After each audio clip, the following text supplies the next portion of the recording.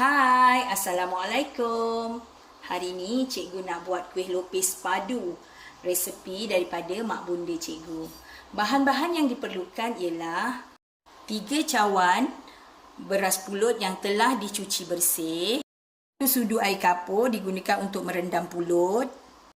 1 cawan air untuk memasak gula Melaka tadi. Pewarna hijau, saya gunakan My Flavor. 1/2 cawan air daun pandan yang telah dikisar. Lebih kurang 5 atau 6 helai daun pandan ya. 1 cawan santan, gula Melaka dan 2 sudu besar gula pasir. Air bersih untuk merendam pulut. Kelapa parut yang diambil putihnya sahaja, digaul sedikit garam, kemudian dikukus lebih kurang dalam 10 minit. Daun pisang yang saya telah bersihkan dan saya potong sederhana untuk membungkus kuih lopis nanti. Lidi yang digunakan untuk menyucuk kuih lopis yang dibungkus menggunakan daun pisang. Kita tuangkan air ke dalam beras pulut ni. Kemudian kita ambil kapur tadi. Kemudian kita kodak. Kita akan rendam beras pulut ni selama 15 minit dan kita ketepikan. Langkah seterusnya, kita ambil periuk, masukkan gula Melaka dan gula pasir tadi. Kemudian kita masukkan air. Kemudian masukkan daun pandan tadi yang telah disimpul. Kemudian kita masak gula Melaka dan gula pasir tadi di atas api. Dan kita godak ya supaya gula pasir dan gula Melaka itu hancur dan sebati. Dengan menggunakan api yang agak sederhana. Nampak tu gula kita pun telah larut. Kita akan sejukkan sebab kita akan gunakan ketika makan kuih lopis nanti. Ini dia beras pulut yang telah cikgu rendam tadi menggunakan sedikit kapur. Apa tujuan kita guna kapur adalah supaya tekstur kuih lopis itu lebih kenyal dan cantik. Kemudian kita akan masukkan sedikit santan ke dalam beras pulut ni ya, sedikit je santan. Okey. Kemudian kita masukkan air pandan supaya lopis kita ni bau wangi. Okey. Kita gaul lah ya. Masukkan sedikit pewarna hijau, jangan banyak-banyak sebab kita tak nak terlampau hijau. Kita adun lagi, godak lagi supaya warna tu sekata. Setelah kita masukkan santan dan air pandan tadi, air daun pandan, kita akan masak sekejap di atas api yang kecil.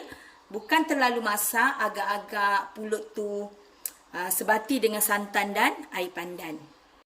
Godak beras pulut ni sehingga mendidih dan beras pulut itu agak sebati dengan santan dan air daun pandan. Nampak ni dia punya beras pulutnya pun dah sebati. Jangan terlalu masak, kita akan matikan api supaya tidak hangus ya. Inilah beras pulut yang kita masak tadi.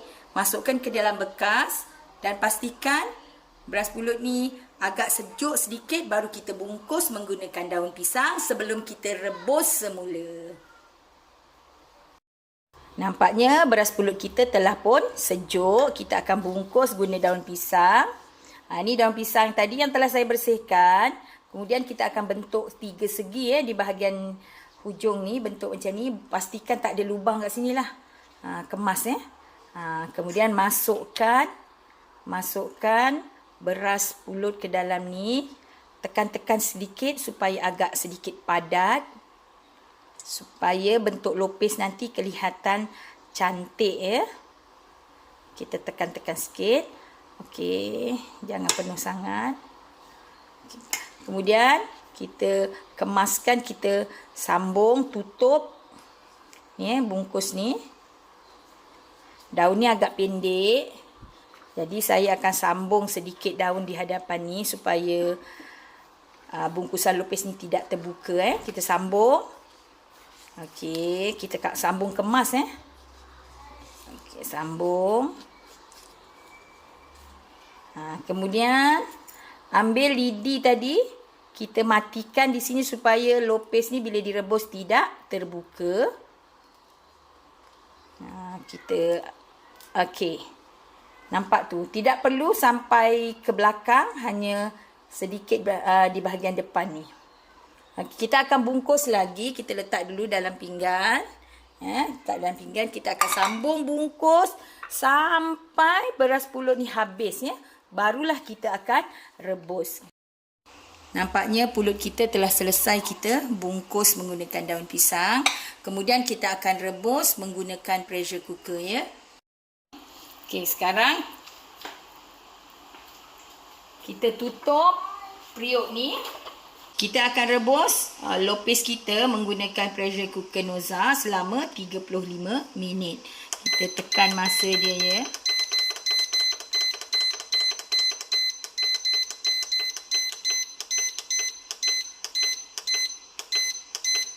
Okey, 35 minit kita on. Okey, kita tunggu hasilnya nanti. Alhamdulillah, lopis kita pun dah masak. Tapi masih panas lagi, kita tunggu sejuk. Saya masukkan dalam tapis untuk kita toskan. Kita buka, dah sejuk. Lopis ni kita buka. Nampak tu? Memang cantik. Bentuk dia. Okey, nampak? Kita letakkan ke dalam. Ni kelapa kita balik-balikkan.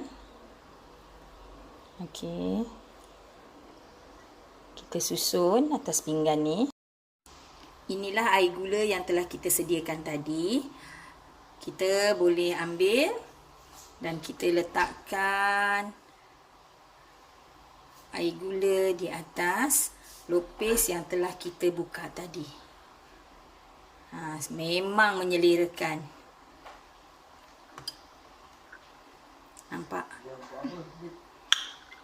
Hasilnya sungguh sedap dan padu. Jumpa lagi di lain video. Jangan lupa like, komen, share dan subscribe. Jumpa lagi. Bye. Terima kasih semua. Thanks for watching. Jumpa lagi di video yang akan datang. Selamat mencuba. Jangan